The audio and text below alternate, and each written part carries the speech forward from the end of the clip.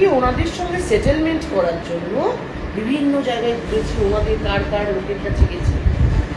আমি যদি এখন মুখ খুলি যে আমাকে সেটেলমেন্টে বসানোর জন্য ওনারা কি করেছিলেন, তাহলে কিন্তু শোভন চ্যাটার্জি এই জায়গাটা আছে, সেই জায়গাটা। আমি যদি বৈশাখী ব্যানার্জির সত্যতা আজকে মিডিয়াতে বসে বলি, সঙ্গে সঙ্গে আপনাদের আবার ডাকবে, ডেকে নিয়ে আবার আমার বিরুদ্ধে কুৎসা করবে, আবার আপনারা আমার কাছে আসবেন, আবার আমি ওনার কাছে যাবেন, এ চলতেই থাকবে। এই মহিলার জন্য আজকে আমি তো এখনো করছি, এই মহিলার জন্য আজকে আমাকে এই জায়গাটা আজকে আমাদের এই অবস্থা। আমি বললাম না আমি বউ ওনার সবুজে দেখছি, সে উনি আমার সঙ্গে থাকুন না থাকুন, উনি তো এভিকশন নোটিশ পাঠিয়েছে আমাকে, যেদিন বলবেন বেরিয়ে যেতে আমি তো বেরোই। 3 বছর ধরে তো এভিকশন কোর্টে কেস লড়ছে, আমি তো বেরোবো। এটা সবসময় নতুন থাকবে যে আপনার যে এই যে জয়টা আপনি বলছেন, সেক্ষেত্রে কেন মানে শোভনদাই যদি আপনার সঙ্গে না থাকে, তাহলে আপনি ওনার বাড়ি আঁকড়ে পড়ে রয়েছেন, ওনার সম্পত্তি চাইছেন। উনি তো বৈশাখী দেবী বলছেন যে আমার সাথে যখন মনোজিতের ডিভোর্স হয়ে যায় আমি ওর সমস্ত কিছু ফিরিয়ে দিচ্ছি, আমি তো কিছু রাখিনি। তো মানুষ আমার কাছে মানুষটাই হচ্ছে সব, তার সম্পত্তি নয়। প্রথম কথা, মনোজিতের কিছুই নাই।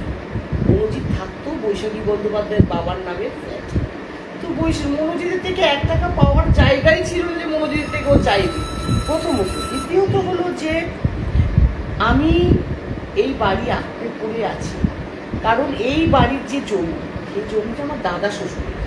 সেটা আমার দাদা শ্বশুর আমার শ্বশুরকে দিয়েছিল, আমার শ্বশুর আমার স্বামীকে, আমার শ্বশুর আমার স্বামীকে দিয়েছিল। অত আমার স্বামীর সম্পত্তি, আর আমি বউ।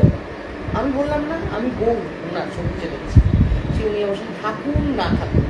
এবং আমি তার 2 সন্তানের মা, 2 সন্তানের মধ্যে একটা সন্তানের এই বাড়িতে জন্ম হয়েছে।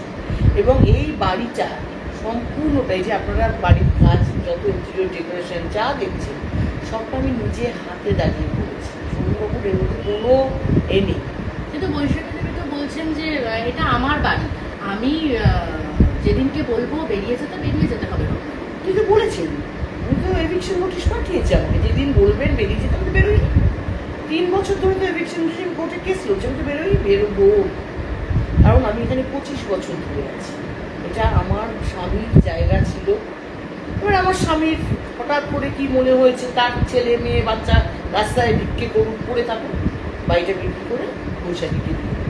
শুনুন, এইভাবে চাপ সৃষ্টি করে ডিভোর্স হয় না। ওনারা আমাকে চাপ সৃষ্টি করেছিলেন। আমি কিছুদিন আগে একটা ইন্টারভিউ দেখেছিলাম, বৈশাখী ব্যানার্জি বলেছিল আমি নাকি ওনাদের সঙ্গে সেটেলমেন্ট করার জন্য বিভিন্ন জায়গায় ঘুরেছি, ওনাদের কার কার লোকের কাছে গেছি।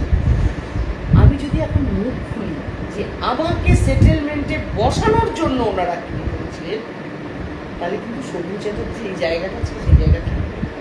আমাকে কত দূর সেটেলমেন্টে বসানোর জন্য টেনে নিয়ে গেছে, কিন্তু আমি রত্না চ্যাটার্জি, আমি যখন বলেছি ডিভোর্স আমি দেব না, আমি ডিভোর্স দেব। কারণ আমার সম্মান আছে সমাজে, আমি অকারণে ডিভোর্সি নাম নিয়ে ঘুরবো না। কারণ আমি ডিভোর্সের জন্য আমি যাই, আমি ডিভোর্সি, এটা লোকে বলবে যে ডিভোর্সি, আমি সেই ডিভোর্সি নাম নেব না। কারণ আমার বললাম 2 সন্তান আছে, বাবা নাম নিয়ে ঘুরবেন না, মানে শুধু শোভন চ্যাটার্জির নামটা ধরে রাখার জন্যই আপনার লড়াই, শুধু এটাই ওনাদের বক্তব্য। তাছাড়া এবং আপনার সম্বন্ধে আরও অভিযোগ যেটা, যে এর আগে শোভন চট্টোপাধ্যায়ের আরও অনেক মহিলার সঙ্গে নাম জড়িয়েছে, সেক্ষেত্রে আপনার তখন কোনো আপত্তি ছিল না, কিন্তু আপনার আপত্তি যে শোভন চ্যাটার্জি কিভাবে একজন মহিলার সঙ্গেই থাকতে পারে, সেই থাকাটাতেই আপনারা। শুনুন না, আজকে মিডিয়াতে না আমি সব মুখ খুলতে পারবো না, কারণ আমি তৃণমূলের এমএলএ, তৃণমূলের কাউন্সিলর। আমি যদি বৈশাখী ব্যানার্জির সত্যতা আজকে মিডিয়াতে বসে বলি, সঙ্গে সঙ্গে আপনাদের আবার ডাকবে, ডেকে নিয়ে আবার আমার বিরুদ্ধে কুৎসা করবে, আবার আপনারা আমার কাছে আসবেন, আবার আমি ওনার কাছে যাবেন, এ চলতেই থাকবে। তাই আমি যে সত্যটা জানি, তার থেকে বেশি সত্য দুনিয়ার কেউ জানে, কেউ না। অত এইসব কথা বলে লাভ নেই। আমার কাছে আমার গর্ব যে আমি শোভন চ্যাটার্জির স্ত্রী, আমি ডিভোর্সি কোনো মহিলা নই, আমি কারো রক্ষিতা নই। আমি কারো রক্ষিতা হয়ে কারোর সঙ্গে দিনের পর দিন আমি ঘর করছি না আমার বাচ্চাদের সঙ্গে নিয়ে নিয়ে। আমি আমার নিজের বাড়িতে, আমি বলছি যে আমার নিজের বাড়ি, সেটাকে বিক্রি করতেই পারি 1,20,00,000 টাকা। আপনারা আমার এই বাড়িতে এসে বসে আছেন, এখানকার জমির দামই হচ্ছে 30-40 লাখ করে কাটা, 7 কাঠা জমি। 7 কাঠা জমি হলে 2.5 কাঠার উপরে জমিটার দাম, তারপরে বিশাল বাড়ি, 1,20 লক্ষ টাকা এই বাড়িটার দাম। আমাকে চাপ সৃষ্টি করে কোনোদিনও হয়নি কিছু লাভ। আমি বলেছি যে আমি ডিভোর্স দেবো, তার জন্য আমাকে যা স্বার্থ ত্যাগ করতে হবে যা আপনি বলুন যে এটা কি করবেন না, হ্যাঁ, কিন্তু ডিভোর্স আমি দেবো। ডিভোর্স পাওয়ার জন্য ওকে আমাকে শেষ পর্যন্ত বলে।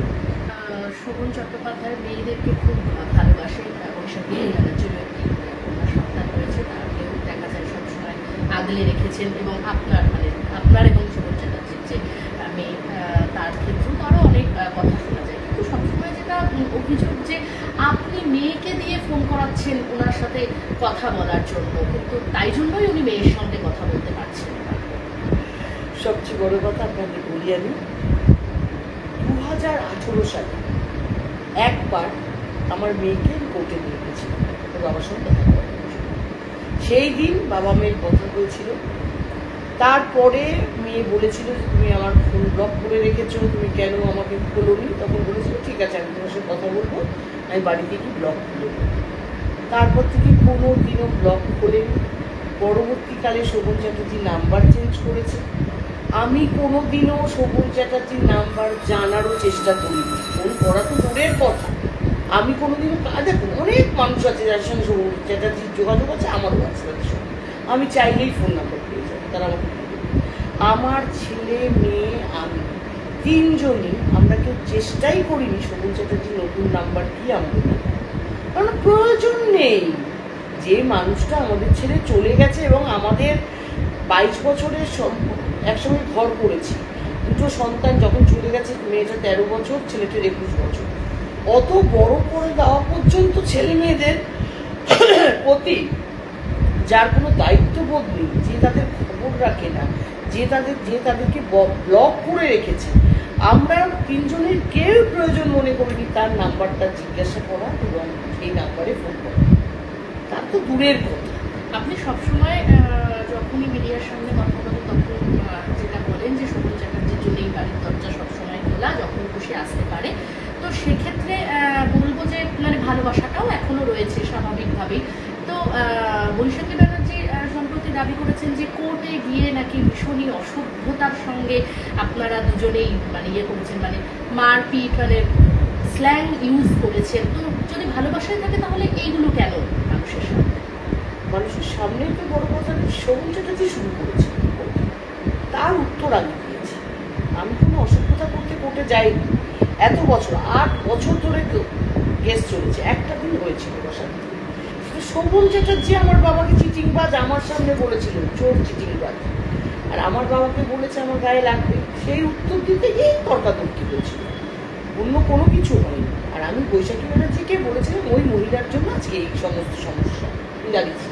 ওনাকেও কোনো স্ল্যাং নেই, আমি শুনছি মিডিয়াতে বলেছে, আমাকে যে ভাষায় কথা বলেছে তা তো বলার কিচ্ছু বলিনি। আমি শুধু বলেছি এই মহিলার জন্য আজকে, আমি তো এখনো বলছি, এই মহিলার জন্য আজকে আমাকে এই জায়গাটা আজকে আমাদের এই অবস্থা। শোভনবাবু রাজনীতিতে আসছে কি না, আসছে না, রত্না চ্যাটার্জি পরে টিকিট পাবে কি পাবে না, এগুলো তো কিছু হতোই না। শোভন চ্যাটার্জি এতদিন মন্ত্রী থাকতো, শোভন চ্যাটার্জি এতদিন রাজনীতি করতো, আমি যেমন ঘর সামলাতাম, আমার ছেলেমেয়েরা যেমন পড়াশোনা করে নিজেদের পায়ে দাঁড়ানোর চেষ্টাই করতো।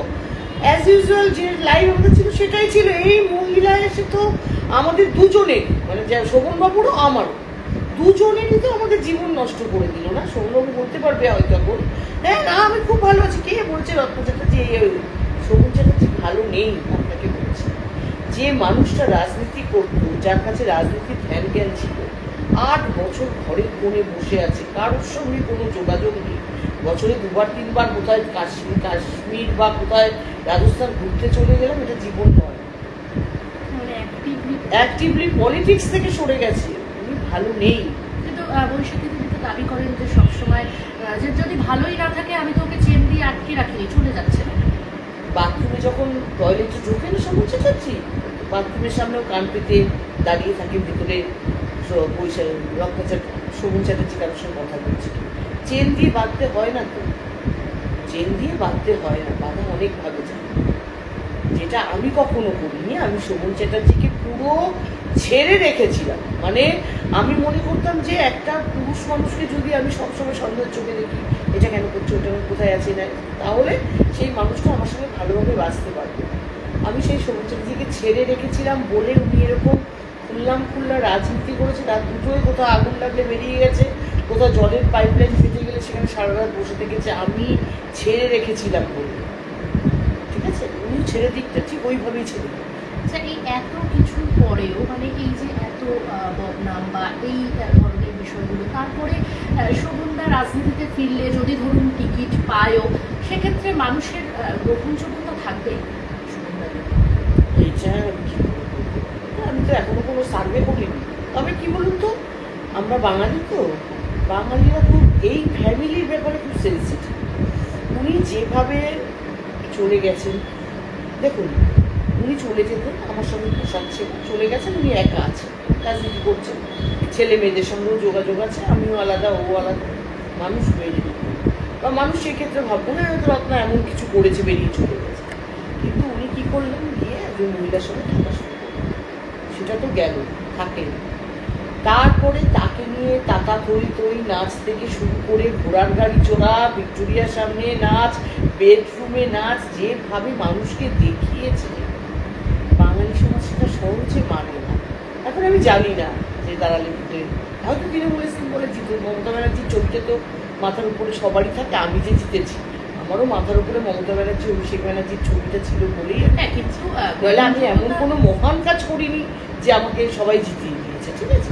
তো ওনারও মাথার পেছনে মমতা ব্যানার্জির ছবি থাকতে হয়তো জিতে পারেন, আমি বলতে পারি। তবে বাঙালি উনি যেটা করেছে বাঙালি সমাজ সেটা হ্যাঁ মেনে নেয়নি। সেক্ষেত্রে উনি এতদিন পলিটিক্সে নেই, তারপরে এই যে বিষয়গুলো ঘটিয়েছে, তারপরেও তৃণমূল ফেরানোর জন্য এত বৈঠক, এত মরিয়া কেন? তৃণমূল কি মরিয়া না ওনারা মরিয়া, সেটা তো আমি বুঝতে পারছি যে ওনাদেরকে ফেরানোর জন্য তৃণমূল মরিয়া না ওনারা আবার ফেরার জন্য মরিয়া, সেটা তো আগে বিচার করতে হবে। আপনিও বলতে পারবেন না, আমিও বলতে পারবো যে ওরা মরিয়া না তৃণমূল মরিয়া। তবে দেখুন 18 সালে শোভন চ্যাটার্জি চলে যাওয়ার পর 19 সালে লোকসভা হয়েছে, 21 সালে বিধানসভা হয়েছে, 21 সালে না 20 সালে পঞ্চায়েত হয়েছে, মনে হয় পঞ্চায়েত 20 সালেই হয়েছে, 21-এ আবার পৌরসভা ইলেকশন হয়েছে, আবার 24-এ লোকসভা হয়েছে। তৃণমূল কিন্তু বরাবরই ভালো ফল করে গেছে, বলতে পারবে না শোভন চ্যাটার্জি চলে গেছে বলে একদম তৃণমূল শুরু করেছে। অতএব তৃণমূলের মরিয়া হওয়ার কোনো জায়গাই নেই শোভন চ্যাটার্জিকে ফেরত নেওয়ার জন্য, কারণ শোভনের জন্য তৃণমূলের কোনো ক্ষতি হয়নি, বরং শোভন নিজের জন্য নিজের ক্ষতি করে বসে আছে। অতএব তৃণমূল ওকে নিয়ে নেওয়ার জন্য মরিয়া, এই প্রশ্নটা আসতেই পারে। আমার তো মনে হয় ওনারা মরিয়া আবার ফেরার জন্য, আবার আসতে। আরো ভালো ভালো খবর দেখতে সাবস্ক্রাইব করুন বাংলা হান্টের ইউটিউব চ্যানেল। বাংলা হান্টের আরো খবর দেখতে নজর রাখুন। বাংলা খবর মানেই বাংলা হান্ট।